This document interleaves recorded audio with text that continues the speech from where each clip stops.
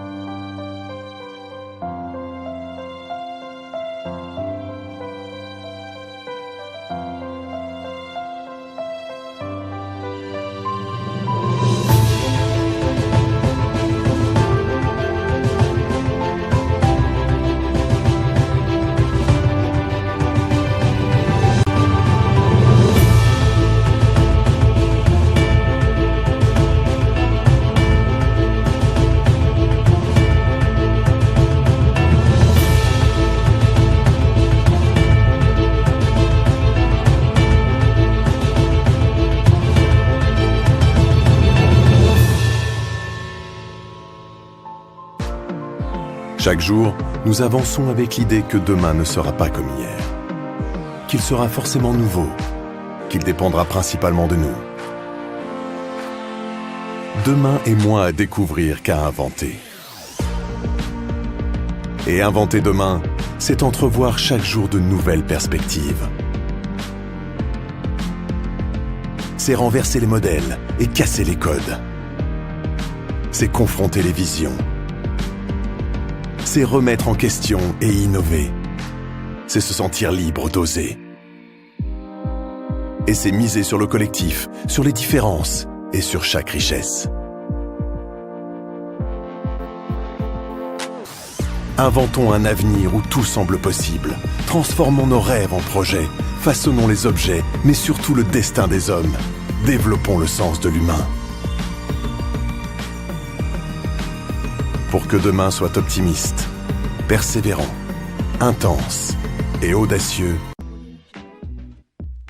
Un type sur un chantier. Non, quelqu'un derrière un ordinateur. Un chercheur dans un laboratoire. Pour beaucoup, le métier d'ingénieur est un peu flou, avec parfois des équations encore plus floues. Mais ingénieur, c'est quoi exactement? C'est un homme ou une femme? En tout cas sur notre planète. C'est quelqu'un qui apporte des solutions aux besoins du quotidien, et bien plus encore. L'ingénieur innove et entreprend, invente et fabrique pour faciliter notre vie d'aujourd'hui et concevoir celle de demain. C'est quelqu'un dont la curiosité donne parfois peu de répit la nuit, pour tout de même ouvrir la porte à de nouveaux défis chaque matin. L'ingénieur s'attaque à des projets de nature technique pour aller de A à B, mais aussi plus loin, plus haut, plus vite, plus facilement, et emmener le monde vers de meilleurs horizons. Un ingénieur apporte toutes ses capacités à une palette extrêmement diverse de métiers.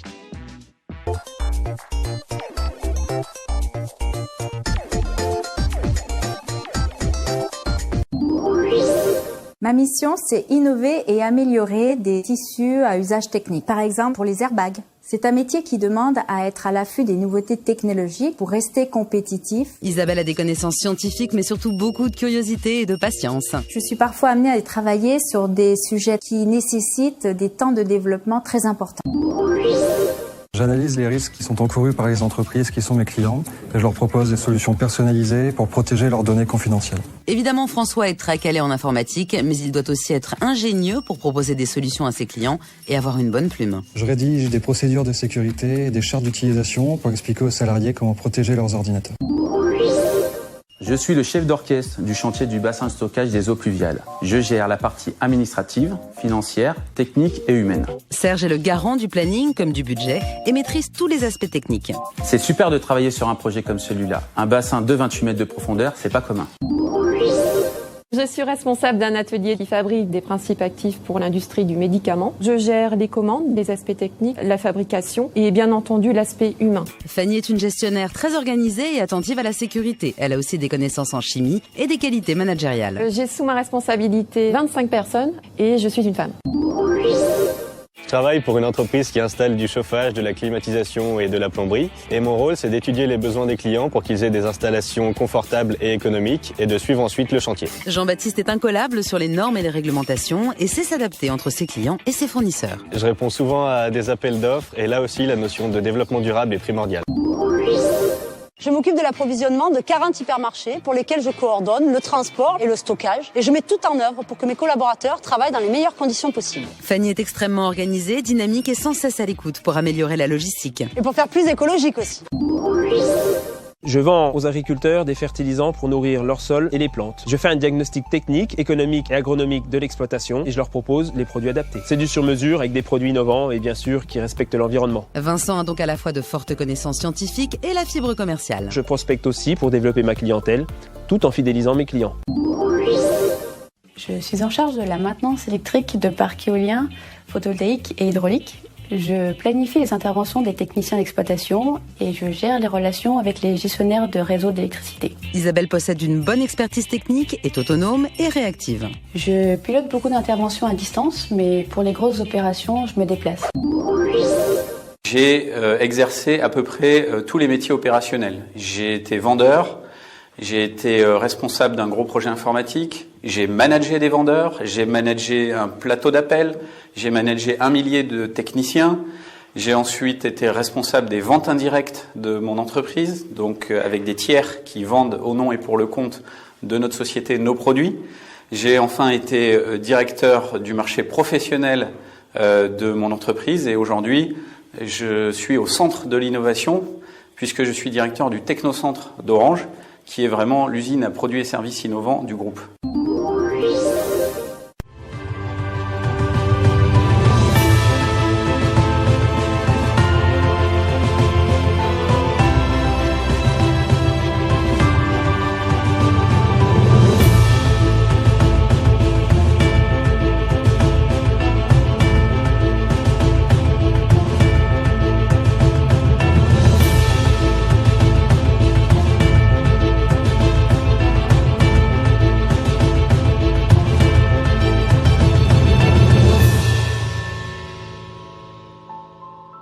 Après cette petite vidéo, on va aborder les thèmes suivants. Ingénieur, qui es-tu? On va parler des goûts, des talents qui sont nécessaires à l'exercice de ce métier.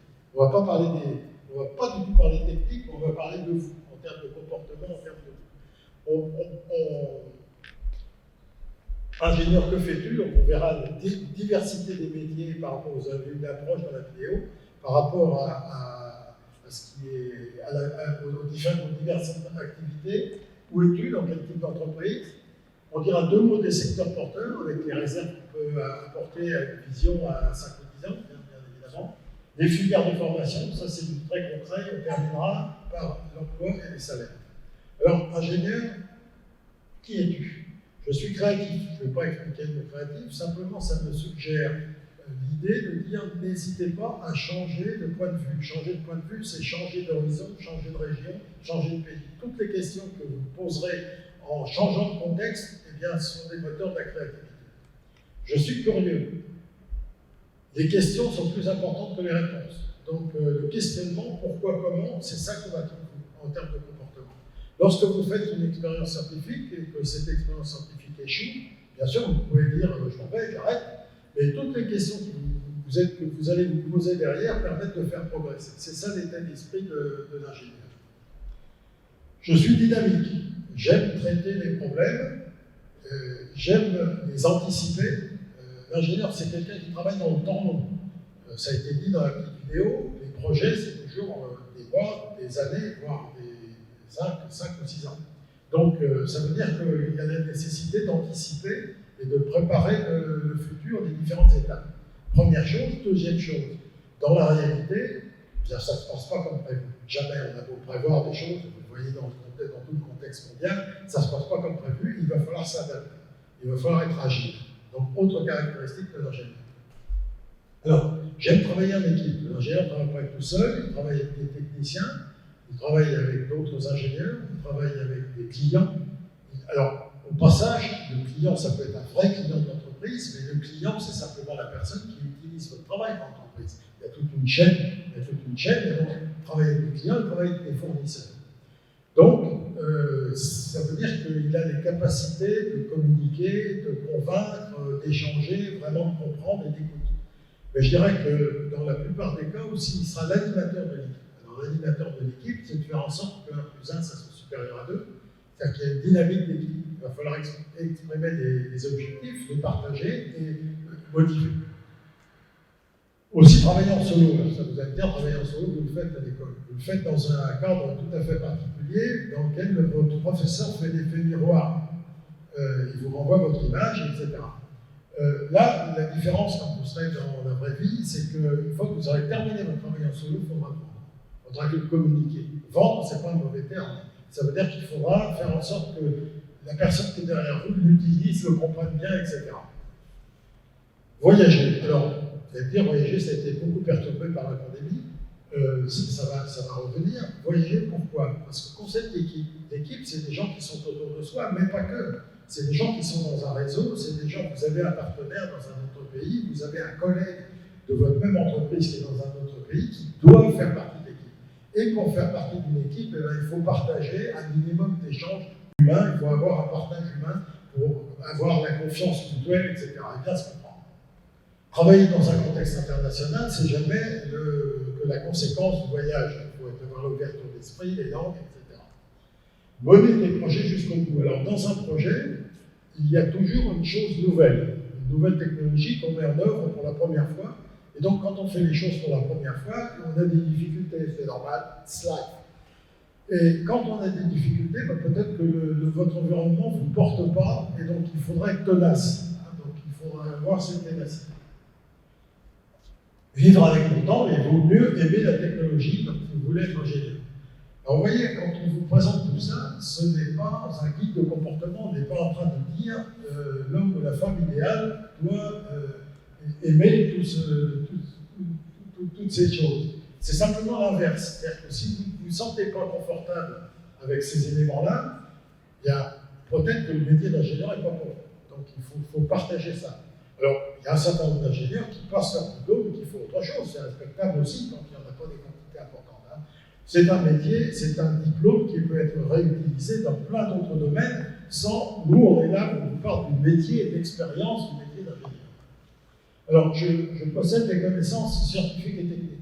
Vous allez dire, ça je m'en doutais. Qu'est-ce qu'on peut dire, qu'est-ce qu'on peut apporter par rapport à ça? C'est que ce que vous allez apprendre la dernière année, la technologie que vous apprendrez la dernière année, bien 5 ou 10 ans après, elle sera obsolète. Simplement, c'est votre mission de la changer. C'est votre mission de la faire évoluer. Donc, donc vous aurez à apprendre, bien sûr, celle que vous allez créer, vous allez la connaître, parce que c'est vous, mais sinon, vous aurez à apprendre celle que votre voisin aura créée, que votre concurrent aura créée, etc. On apprend toute sa vie dans la technologie. Et ça, c'est fondamental. Donc, on va apprécier votre capacité, votre goût à apprendre. Par ailleurs, choisissez une spécialité qui vous plaît pour être dans une spirale positive. Ça me plaît, je réussis, ça me plaît. Ça n'a pas tellement d'importance. 70% des ingénieurs travaillent dans des domaines qui n'ont pas appris à l'école. Et ça, c'est un peu normal, puisqu'ils ont l'objectif de faire changer. Avec les connaissances économiques, sociales et humaines, ça c'est important, c'est les deux piliers, c'est la différence qu'il y a entre la formation d'ingénieur et une formation plus universitaire. Il y a une formation disciplinaire, par exemple, vous apprenez l'informatique, c'est une discipline, et une formation qui est plus orientée, je dirais, industrie, qui consiste à comprendre l'économie, à comprendre les hommes et à les aider. Vous serez cadre, quand vous serez ingénieur dans l'entreprise, vous serez cadre supérieur, je vous le souhaite, ou cadre dirigeant, et vous aurez apporté l'économie d'entreprise, ce n'est pas uniquement comprendre. Voilà. Jointe à une solide culture générale, parce que le monde est mondialisé, il faut arriver à comprendre les autres dans leur culture, ce qui n'est pas toujours facile, ce qui n'est pas ça. Alors, les métiers, ingénieur, que fais-tu? Le premier des métiers, celui d'ailleurs que tout le monde entrevoit, c'est le métier de la conception. Concevoir, c'est apporter une réponse technico-économique, je reviens sur mes deux pieds, à un besoin. Apporter une réponse technico-économique à un besoin. C'est-à-dire qu'il y a un besoin qu'il va falloir comprendre et puis lui apporter une solution qui est compatible avec la rentabilité de l'entreprise. Et donc, quand vous allez débuter, beaucoup d'ingénieurs débutants démarrent dans la fonction de conception. On dit que ce sont des ingénieurs de recherche et développement, des ingénieurs d'études, il y a plusieurs façons de dire. On va vous donner un petit projet, vous allez comprendre le cahier des charges, et puis programmer, discuter avec vos techniciens, reformuler, les coacher, etc. Puis il y a la phase d'essai, tout ça, il y a tout un processus. Vous pouvez rester dans le métier de la conception en devenant architecte. Alors, au sens commun du mot, architecte, c'est quelqu'un qui construit des ponts ou des maisons. C'est le haut-parleur qui s'éteint. C'est quelqu'un qui construit des ponts et des maisons, mais disons que tout travail au niveau d'un projet démarre par un travail d'architecture qui consiste à le structurer, à le découper en modules, à définir des interfaces. Ces modules sont probablement multitechniques. Si je prends l'exemple d'une éolienne, dans une éolienne, il y a du génie civil, il y a de l'analyse de la terre, il y a de la mécanique, il y a de l'électronique, il y a de l'écoulement de l'air avec les pannes, il y a des matériaux, il y a de tout. Il y a de tout dans tout. Donc, démarrer un projet, c'est de structurer et voilà. Donc, vous ne serez pas architecte en sortant d'école, vous serez architecte une fois que vous aurez une vision assez large, vous serez trompé, etc. Vous pouvez rester dans le métier de la conception en devenant un expert. Donc, c'est l'inverse de l'architecte. L'architecte, il a fait un pas en arrière et il a une vision globale. L'expert, c'est plutôt quelqu'un qui rentre dans un domaine très à fond et qui est reconnu en tant que tel. Vous pouvez rester dans le métier de la conception en devenant chef de projet. Là, vous allez organiser le projet, animer l'équipe, vous occuper du budget, du planning, etc. Donc, c'est le premier métier. Quelle que soit la technologie, c'est ça qu'il faut comprendre, que vous soyez plus mécanicien, plus informaticien, bien plus électricien, le métier de la conception, c'est le même. Il met en œuvre les mêmes talents, les mêmes goûts, la gestion de projet, la prédiction, la prévision dans le temps, l'innovation technologique, etc. C'est-à-dire en termes de caractéristiques personnelles, quelle que soit la technologie, c'est la même personne. Si vous les mettez, vous faites parler les deux personnes qui font de la conception, ils se comprennent tout à fait. Deuxième métier qui n'a pas grand-chose à voir, ça a été illustré dans la petite vidéo. Là, je gère un chantier et voilà. Je gère un chantier, j'organise la synchronisation de 50 sous-traitants, je m'occupe du planning, de la sécurité, des problèmes techniques. J'ai un problème technique qui arrive, je dois être compétent, ou trouver la personne compétente qui répond et prendre la responsabilité de la réponse. Là, je peux être pas directeur, mais responsable d'une partie de production de voitures automobiles. Je m'occupe de la gestion des robots, mais aussi des 100 personnes qui sont là, de leur embauche, de la sécurité, pareil, etc. Vous voyez, ces deux métiers-là apparaissent comme totalement différents. Il y en a un qui est en plein air et qui est de la construction civile, l'autre qui est de la construction mécanique dans une usine. Néanmoins, les réactions, les caractéristiques humaines, ce sont les mêmes. Est-ce que c'est très différent de ce qui... Est-ce que ces gens sortent d'écoles différentes par rapport à ce qu'on a vu précédemment? Non, ils sortent des mêmes écoles. Donc c'est plus un problème de choix individuel, d'opportunité, et de goût et de talent. C'est ça qui fait la différence.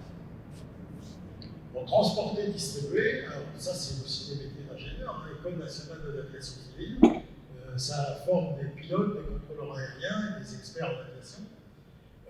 Les chemins de fer, c'est aussi tout un grand système, il y a beaucoup d'ingénieurs qui... Vous voyez que c'est différent, c'est encore des métiers différents, parce que ça n'a rien à voir avec ce qu'on a vu précédemment, il n'y a rien à concevoir, il n'y a rien à fabriquer. C'est plus des exploitants, des organisateurs, etc. De la même façon, toute la logistique. Alors la logistique, ça se décline à tous les niveaux. On pourrait dire que le chauffeur qui vient vous livrer le colis, c'est quelqu'un qui fait de la logistique, c'est vrai, mais la conception de l'usine d'Amazon, c'est la logistique également. Donc le mot logistique indique un type d'activité et ne précise pas tout l'environnement. Alors, vendre, c'est aussi un métier d'ingénieur. Pourquoi?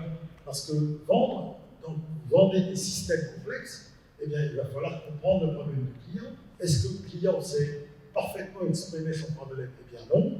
Donc il va falloir travailler avec lui pour bien comprendre son problème et lui structurer une solution qui lui correspond.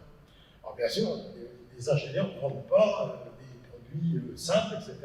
Mais ils vendent des systèmes, ils vendent des choses complexes et il y a besoin d'ingénieurs. Alors bien sûr, vendre, c'est convaincre, c'est définir le prix, c'est rédiger des contrats. Il y a plein d'autres choses à apprendre pour chacun des métiers qu'on vient de voir là. En dehors de ce que vous aurez appris à l'école, qui est une toute petite partie de ce que vous aurez à apprendre, vous aurez à apprendre plein d'autres choses. Et les compléments ne sont pas les mêmes en fonction des métiers, bien évidemment. Maintenir. Alors maintenir, il s'agit de faire en sorte que les grands systèmes qui fabriquent par exemple de l'énergie, mais qui traitent les raffineries de pétrole, etc., les grands systèmes qui fonctionnent 24/24, eh bien, fonctionnent sans risque pour l'environnement et sans interruption. Y a-t-il des pannes dans ces systèmes? Oui, tout tombe en panne. Mais il faut faire en sorte que les pannes n'interviennent pas sans la perturbation du service. On ne va pas rentrer dans les détails, mais c'est aussi des métiers d'ingénieurs qui n'ont pas grand-chose à voir avec ce qu'on a vu précédemment. Recycler. Alors là, recycler, je pense que nous n'avons pas assez bien fait usager la chose. C'est la matière est une chose très précieuse et il faut faire en sorte qu'il y ait une réutilisation de la matière, etc. Recycler, c'est aussi derrière, recycler, c'est aussi démanteler, déconstruire, etc. Donc il y a un travail à faire considérable dedans. Se former, on en a déjà parlé, vous formerez toute votre vie, hein, soit dans votre technologie, soit dans des formations complémentaires. Et former, il s'agit de former les clients. Alors, vous y pensez peut-être pas, mais par exemple, on vient de vendre un TGV, il y a 2000 personnes à former. Et la connaissance, elle est dans le projet.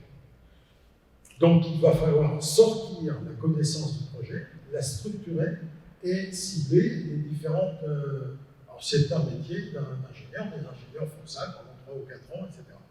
Alors, ça me permet de dire que dans sa vie professionnelle, un ingénieur ne fait pas le même métier plus de 3 ou 4 ans. Donc, il change. Alors, dans les métiers que nous avons là, vous pouvez en faire plusieurs, ça dépend de vos talents, des opportunités que vous arrivez à saisir, etc. Mais on fait en général toute la part. Donc, la fonction de conception, c'est pour vous montrer que ça, c'est un cycle de vie de produit. Vous voyez, le produit est conçu.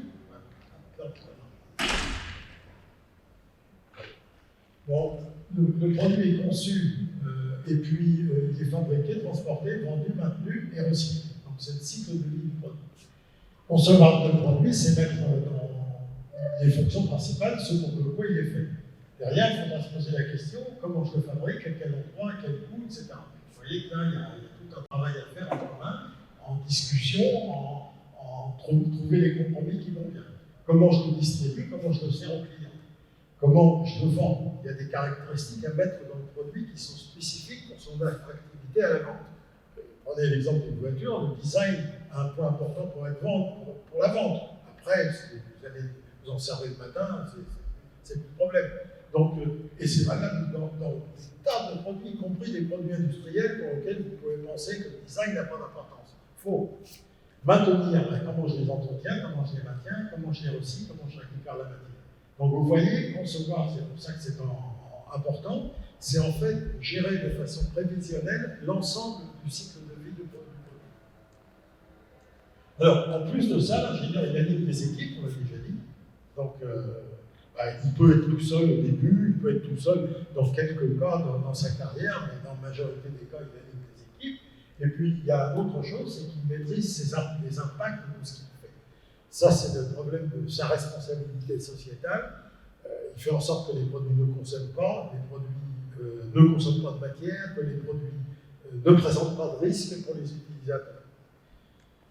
Donc, au final, il est au service des êtres humains, donc on ne fait pas n'importe quoi avec la technologie. Même s'il propose des technologies, il a en charge la prise de responsabilité sur ce que fait la technologie sur la société.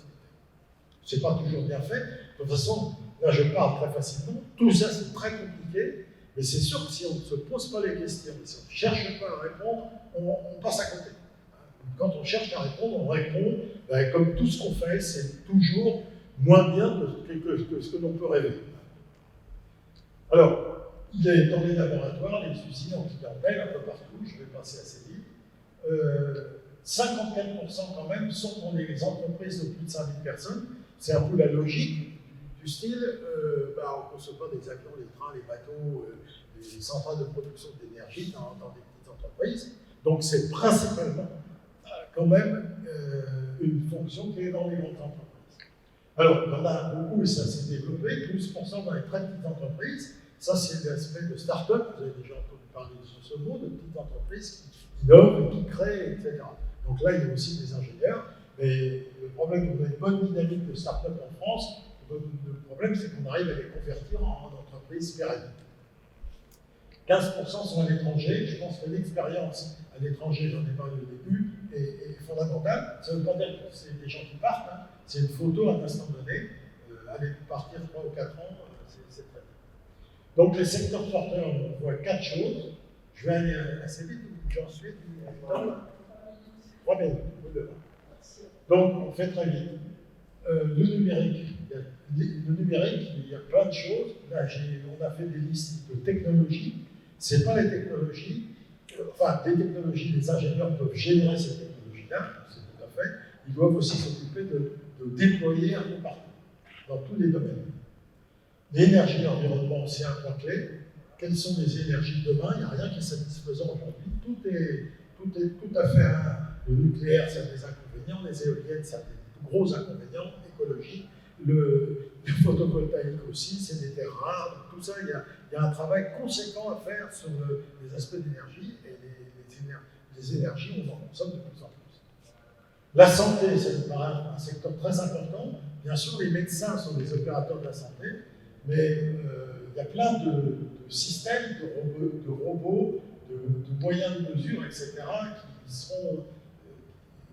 qui vont tout à fait se développer dans le futur. Et la dernière des choses, c'est transport et logistique. Il nous faut revoir, dans le cadre d'énergie propre, tous les moyens de transport. Si on dit qu'il n'y a plus de gaz, il n'y a plus de pétrole, il faut revoir tous les moyens de transport. Je vous parle à 15 ans, là. Je ne parle pas d'année prochaine. Donc, c'est-à-dire quand vous serez ingénieur. Alors, les moyens de formation, je le fais très vite, les classes préparatoires CPGE dans les lycées. On y travaille pas mal, on fait des maths et de la physique, un concours et une école, un concours multi-école et on rentre dans l'école. Il y a les autres filières, c'est les écoles post-bac. Dans ce cas-là, la classe préparatoire est intégrée. Là, on rentre à l'école à ce niveau-là. Là, on rentre à l'école ici. Mais ça revient même, hormis le contrôle continu qui est un peu plus simple. Et par rapport au salaire d'alternance qu'on est aujourd'hui, on peut avoir une approche plus progressive. Donc, je fais un BTS, mais plutôt un DUT puis un BUT, en 2 ou 3 ans. Je ne vais pas rentrer dans les détails. Et après, on peut faire de l'alternance. Toutes les écoles, que ce soit les écoles de ce type ou les écoles de ce type, proposent des voies par alternance. Une fois qu'on a un diplôme de DUT, par exemple, on rentre dans une entreprise et on travaille moitié de temps dans l'entreprise, moitié de temps dans l'école. Et à la fin, on a le diplôme exactement comme le collègue. Alors, vous direz, je n'ai pas travaillé? Non, parce que là, j'ai les vacances de l'entreprise, je n'ai pas les vacances des écoles. Et les collègues qui sont là ont des stages qui sont obligatoires. Alors là, j'y suis une semaine sur 2, donc ce n'est pas un problème. Donc voilà, c'est aussi efficace. Voilà. Donc, en résumé, il faut être curieux, créatif, rigoureux, dynamique et tenace, avoir l'esprit d'équipe, une bonne capacité d'analyse et de synthèse, maîtriser les techniques de communication. L'anglais, il y a le TOEIC, qui est le test d'anglais international au niveau 785. C'est obligatoire dans toutes les écoles. Donc si vous n'avez pas ce niveau, vous n'avez pas le diplôme. C'est facile à obtenir, il suffit d'aller faire un stage quelque part. Voilà. Donc, un accès très facile à l'emploi. 50% ont trouvé leur premier emploi avant la sortie d'école. Ça veut dire que quand vous faites un stage, vous avez beaucoup de chances d'être embauché. Choisissez bien votre stage. 80% ont trouvé en moins de 2 mois. il y a 3,6% de chômeurs, donc c'est très faible. Et il y a un petit peu plus de chômeurs chez les jeunes, il y a un peu plus de chômeurs chez les vieux, mais c'est une courbe en baignoire, et quand je regarde le plein de la baignoire, il est de 2,6%, donc il n'y a pas de chômage. Les niveaux de rémunération sont les suivants, ça c'est les médianes. Alors les médianes, je rappelle que c'est autant de parts en dessous et autant de parts au-dessus. Donc là c'est assez resserré, les débutants ont 2200 € net par mois. Ça varie un peu en fonction de la notoriété de l'école. Vous, on ne vous connaît pas, donc on embauche l'école, en fonction de la notoriété de l'école et des secteurs. Et après, mi-carrière et fin de carrière, 7 000 € net par mois, c'est aussi la médiane. Donc là, il y a une grande dynamique, ça dépend des postes, ça dépend de vous, ce que vous aurez réussi à saisir. Voilà. Eh bien, je vous remercie de votre écoute.